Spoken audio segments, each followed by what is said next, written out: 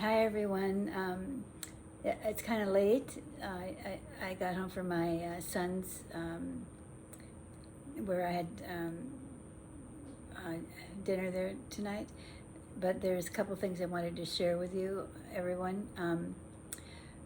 Last week I spoke to you about the intermittent fasting that I've been doing, and I wanted to let you know that Dr. Mindy Pelz, once a month she does a fasting training program, and on different types of fasting. So it's not the same every month, but actually it starts tomorrow. And the thing is that it's on the basic, and it's really kind of an introduction to intermittent fasting, and it's what I started with, and it's really easy to do. It's just you fast for like 16 hours, and then your eating window, is an 8-hour period. But it's fantastic to do it along with somebody, and she actually will answer all your questions. And I mean, even if you don't get started tomorrow, the thing is that the videos are posted all week. So the thing is that you could start like one day behind, but I certainly think it's worth a try, at least for 5 days, and see what you feel about it, and see what you do, because I'm totally amazed. I know I shared with you that I'd lost a lot of weight, and I mean it's almost it's very unreal, the amount of weight that I lost. I mean, the amount of inches I lost. Anyway, I just, so people that don't know, I after I had my makeover, I had been reading and learning about intermittent fasting as a means of better health and longevity, and because it's been documented that fasting will increase autophagy, which is a form of cell repair. Also, it will increase growth hormones, which people usually pay a lot for. Plus, it increases your own body's production of stem cells. But so there's a lot of health benefits. But also there's the weight loss, but I actually started it for the health benefits, because I thought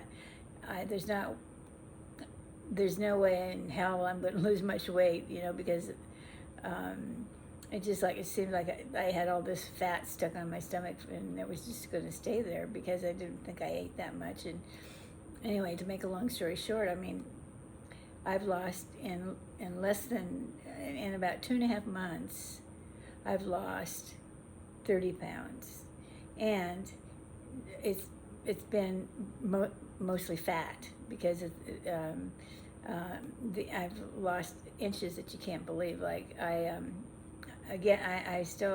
have the measurements of what I was at the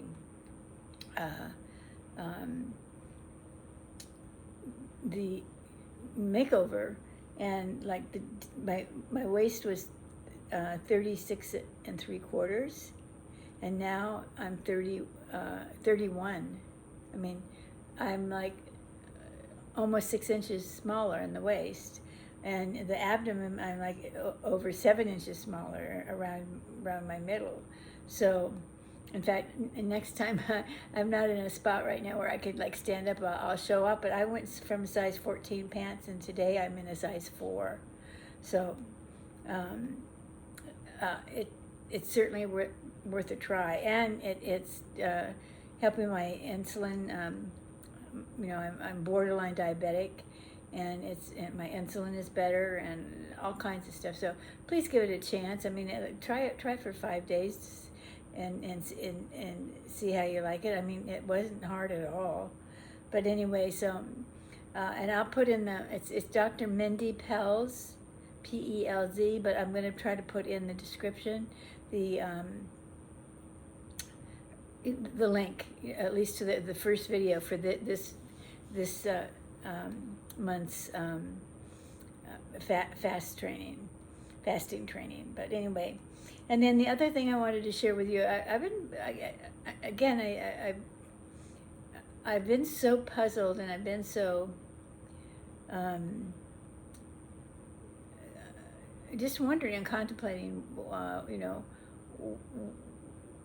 why this makeover made such a huge difference. And because I wasn't sitting home here thinking, poor me, and you've had a terrible life, and you've had this and that, and all this kind of stuff. I was, I was, I my health had gotten better, and I was trying to be active, and I was trying to, like I mentioned before, I was trying to make sure that, that if something did happen to me, that my son wouldn't have to look back and feel sad about the last years of my life and stuff like that. But I was hard. I didn't know how to quite do that. That was part of the reason that I wanted the makeover. But I didn't think it was what I thought it would do, because I thought, to give you an example, okay, I'm going to share you something really odd here. But I had, maybe I could count on one hand in the last 10 years that I've worn a bra, just because, I didn't care that much about my appearance, and the only time I would want to do anything, it would be, if I was going to my son's or something like that, and then I might try to, like my first grandchild's baptism, and of course there I went with fuchsia hair. So the thing is that I really felt that what the makeover would do would not impact my everyday life. I thought it would give me I would learn the skills and have, and figure out how to dress and look nice when the occasion arose.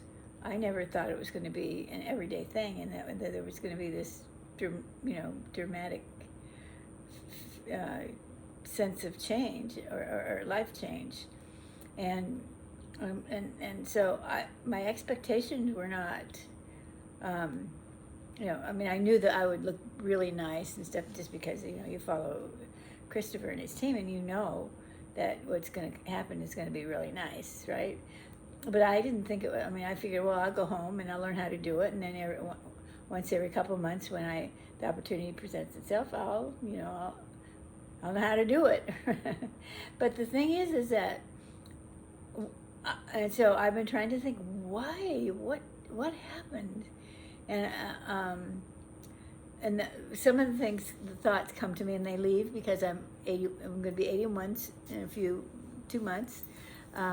But the thing is that, so I think, what happened was, from the minute I walked into the makeover, I knew something was taking place. I couldn't quite put my finger on it, but I was feeling things that I never felt before, that at least I could recall.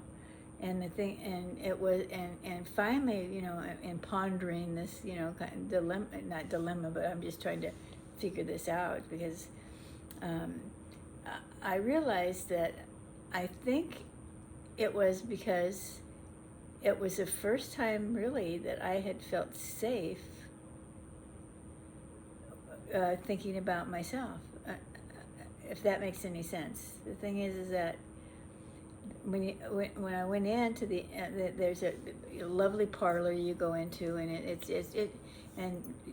people, they picked you up at the airport, and I just felt so safe with them that I could share part of my story, because I had no intention of talking about my life when I went there. It just came out, and I think it has to be because they create this whole ambiance and this whole cocoon of safety, where you feel that it's okay to be you. I still haven't got it completely figured out, but but the thing, because I realized what I was doing at home was I was trying to create memories for my family, for my son and my grandchildren. Happy memories. I was trying to create happy memories so that their their pain would be less when I'm gone and all that kind of stuff. But instead of having, okay, how do I word this? Because, so I would set out to create like a memory or to create something instead of actually having what was happening be the memory. So it was like, instead of like yesterday, or not yesterday, but the other day when I went, and this is my son, I took my little grandson across the street to Harris Teeter's, and we had lunch there and stuff like that, and that was, I took pleasure in that moment, and that was a very special memory. Will be, was at least for me, and who knows for him. But the thing is that,